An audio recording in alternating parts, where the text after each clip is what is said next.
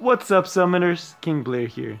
Today, I wanted to talk to you guys about 5 things you could be doing every day and you should be doing at the bare minimum. So as many of y'all know, if you're a casual gamer and you're just playing Epic 7 for fun, or even if you're trying to be a little bit more competitive but don't always have the time, these are 5 things you should try to do every single day, even though they may be tedious.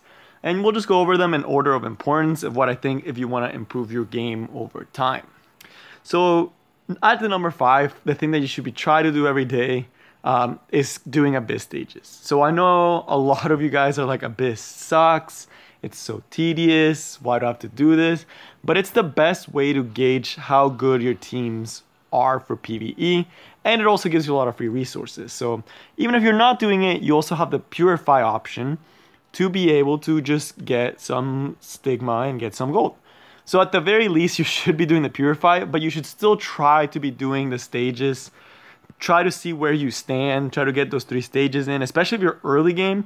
That's the fastest way that you're going to progress when you're just starting off the game, is by clearing those Abyss stages, because they just give you so much resources, and they give you access to a very good farming equipment set.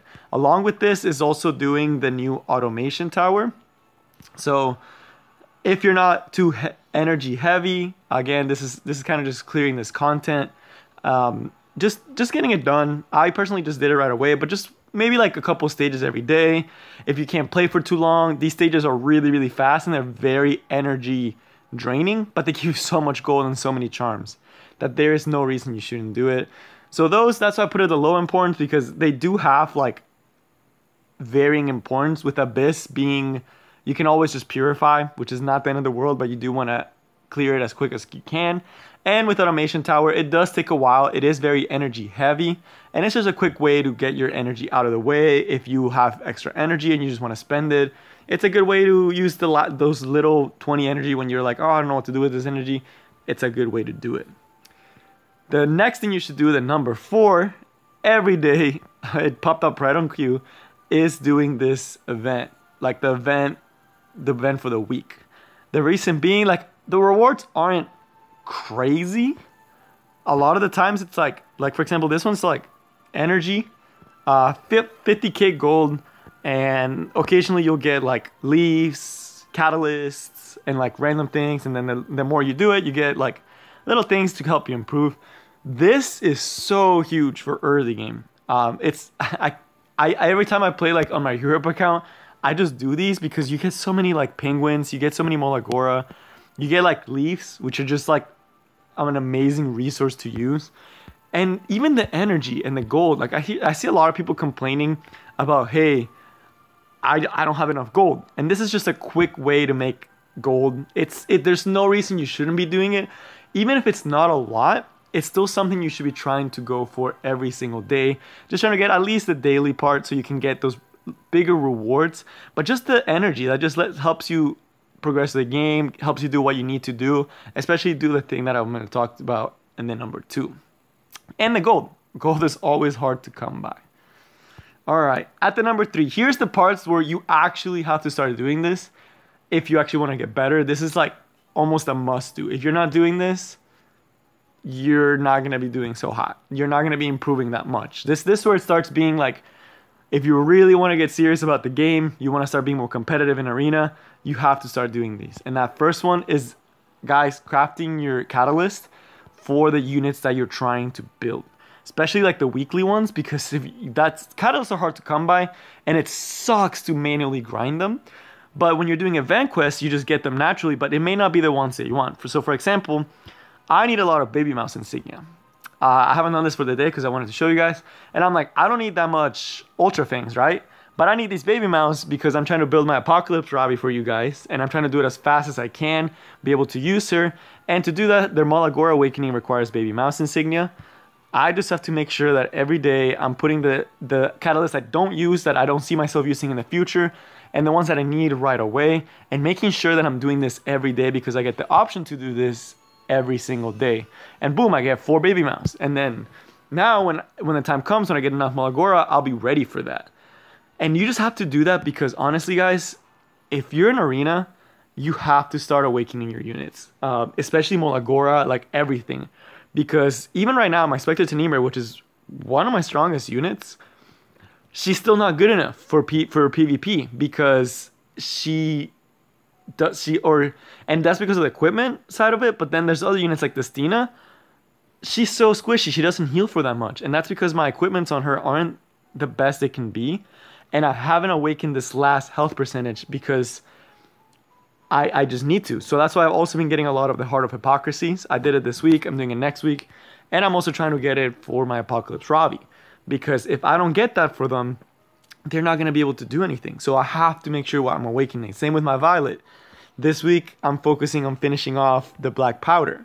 And you see here, I had all the Erican carapaces that because I use a lot of that Stellar Constellation. And it's just so important that you're getting those awakening skills. And then even for the Molagora, like right now my Violet only has 2 Molagora. I'm not looking at him yet because I don't have my Assassin Cartuja build.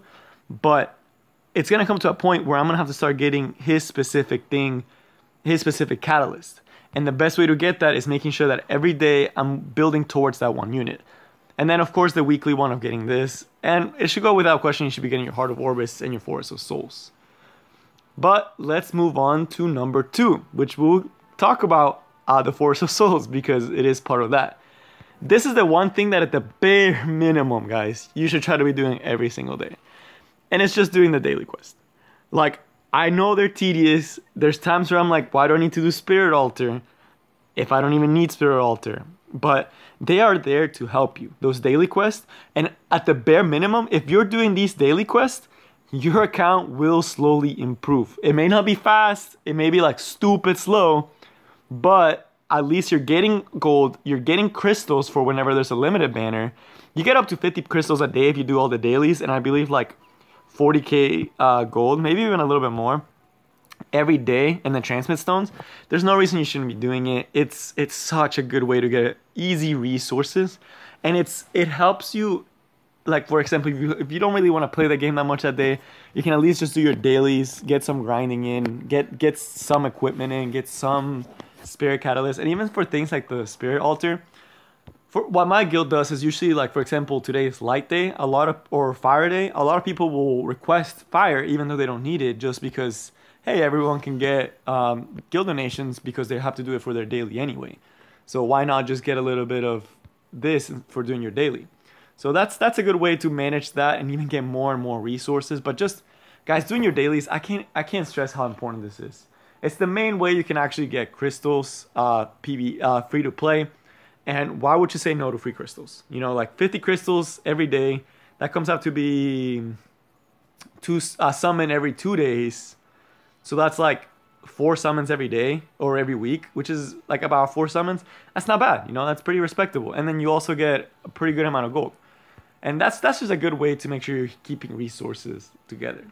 But last but not least, the last thing you should be doing, and I'm guilty of this, and I've been suffering really, really hard for it because I hate doing it, but I know I have to, and I should try to do it every day. Doing your labyrinth. Y'all see, I will let it sit, and like, this is terrible. Don't take me as an example. I had it at 2 yesterday, so I didn't lose any, but I have to do it today. Raid is so important. It's actually one of the things that if you want to get good and get good equipment, you have to do raid. It's the quickest way to get good equipment, especially when you start getting to the hell difficulty.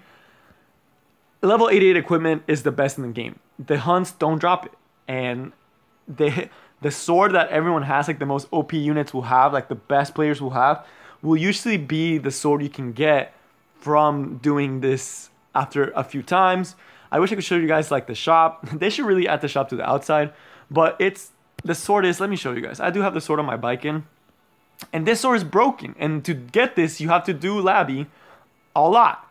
And y'all, this, like, look at the substats, like speed plus 12, and only 2 rolls went into speed. And it's already such a good substat equip. And imagine if all went to speed. This is a 20 plus speed weapon. You can't get that anywhere else. And the thing you have to do every day is do that raid. And then, even if you're not, you get such good equipments out of it. I think I have like some of the chests, and then some of the other weapons that I use in my units. For example, my Violet, this was from that, and it's a pretty good substat. They have really strong substats, and it only takes like, you'll get this in about 2 weeks if you're grinding. If you're lucky, you might be able to get it in 1 week if it just happens to draw up a bunch of the things. And then just so much good equipment. This is like from, like, every time you see a level 67 on one of my units, it's, so for example, this is my Challenger Dami. Not the best for her, but you know, I could put it on a healer. And it's just good equipment. The helmet, super good substance. I wish it was effect resistance, but I got this from one of the killing the boss. So really, really good equipment. Like, you can't go wrong with the equipment that drops from Abyss, and that's why you need to do it every single day. I said Abyss, but I meant Labyrinth. You need to do it every day, guys. Just suck it in. Just get it done. Even if you don't like it, even if you don't think it's like, if you think it's annoying and you don't see the benefit in it, you really should just go for it, guys. Like, I need to do it, but just everyone needs to do it. It's the best way to get good equipment. But that is all I have for you guys today. I hope you guys enjoyed, and I will see y'all next time. Peace.